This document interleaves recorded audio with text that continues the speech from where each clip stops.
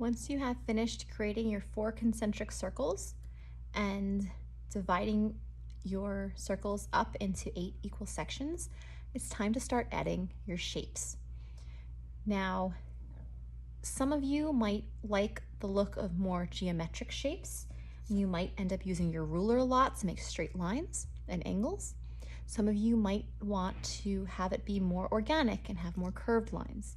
I'm going to show you how to do both. Now, the trick for this is making sure that what you draw in one section can be recreated 8 different times. So, for example, I'm going to start off with my ruler, and I'm just maybe going to make a line. So that line is a geometric sort of shape. Now it is a shape and not a line anymore because it encloses a space. If it was a line, then it would have instead ended there. It didn't enclose any space, it just ends. We don't want to have any hanging lines like that. We really want to use shapes for these. Okay. Now what I just did was I took the same shape where it goes from the corner up here down to the corner down there, and I recreated it in the next section. This is rotational symmetry. Okay, if I were to continue with that shape to create rotational symmetry, each time I drew it, it would go in the same direction and it rotates around.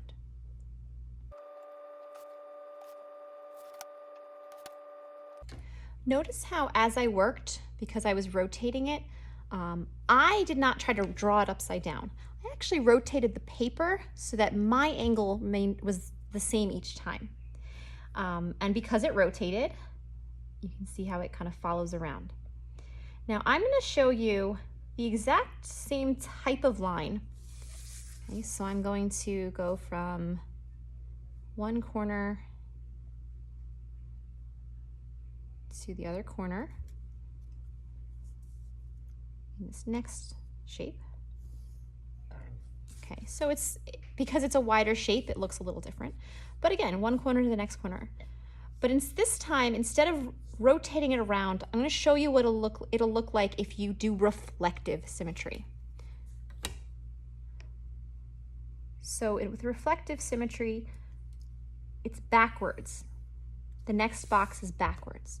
So this one starts at the bottom left and ends in the bottom right. This one is flipped.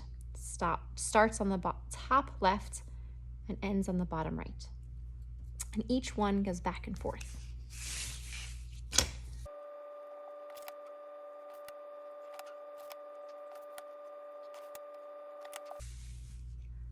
Now you can see the difference. Just the starting triangle, they look very similar. However, when you look at it as a whole, the rotational, you end up with 8 separate shapes, whereas the reflective, you end up with 4 larger shapes. Now, I could leave it like this. Sometimes, especially if you didn't draw it too dark, I can actually erase some of those beginner lines as well. That's an optional thing. If you like the look, you can sort of play around with what part of that original grid you leave. Okay, so far that's all been very geometric. What if you like more organic shapes? So for example, maybe up here, I might want it to look kind of like a wave.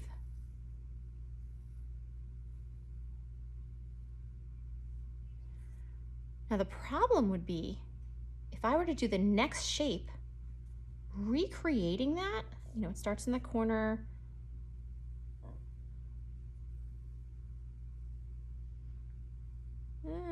not quite. It didn't quite go as far, it didn't have exactly the same angles. It can be tricky. And that's using rotational, so they're at least the same direction. If I wanted to reflect that, that would be really tricky to do. So rather than trying to freehand complex shapes like that,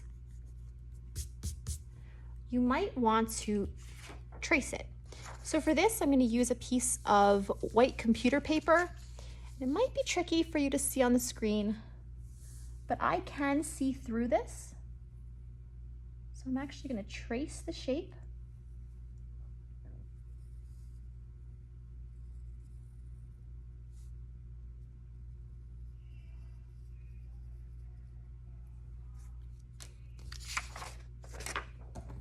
Then I'm going to cut the shape out.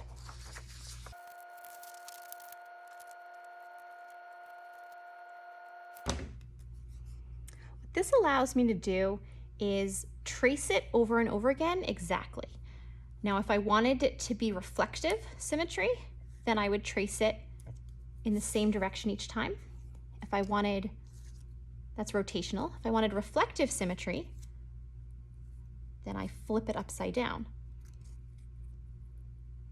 Line it up where it needs to go.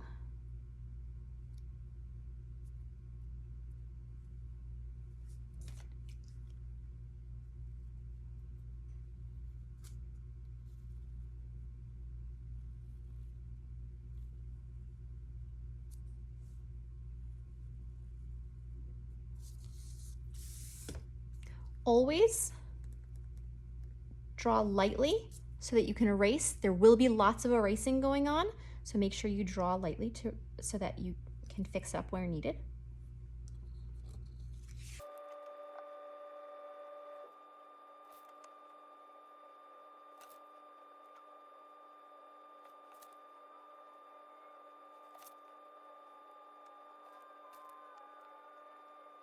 Okay, so notice how the organic shape was made much easier by tracing, as long as you're careful with tracing.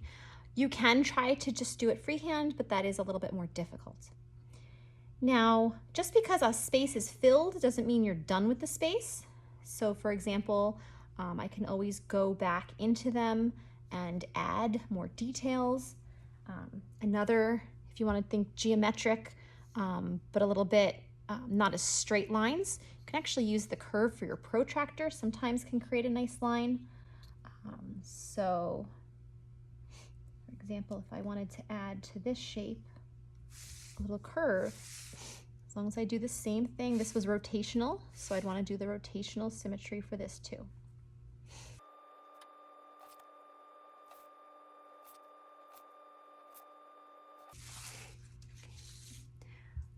Now, don't forget about this center area. Sometimes students forget to put something there. You can draw something in there too. Now, if you want to draw something small, for example, like little bumps, that's fine. However, you have to be cautious because, for example, I made 1, 2, 3, 4, 5 bumps. If in this next one I make only 3, that doesn't look the same. So you want to make sure that whatever you make, you can recreate in multiple boxes.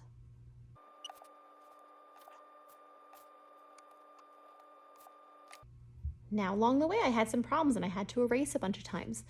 And that happens, and you have to be, that's why you want to draw lightly so that you can fix any mistakes.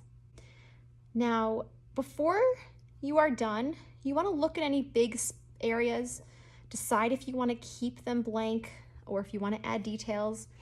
Because we are going to add color to this, it's okay to have larger spaces because we can have like color blends in them. So that is really up to you. Now, I just did a little bit random shapes that interested me at the moment.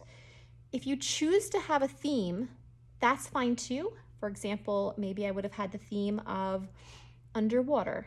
So maybe this, could fit and I could have a bunch of waves. Maybe in the next row, it would have some kind of, coral. Maybe in the next one, I would have a fish shape, etc. It could really be whatever you like it to be. That is a nice idea as well, but that's not necessary. You can just create shapes that you think look good and that interest you.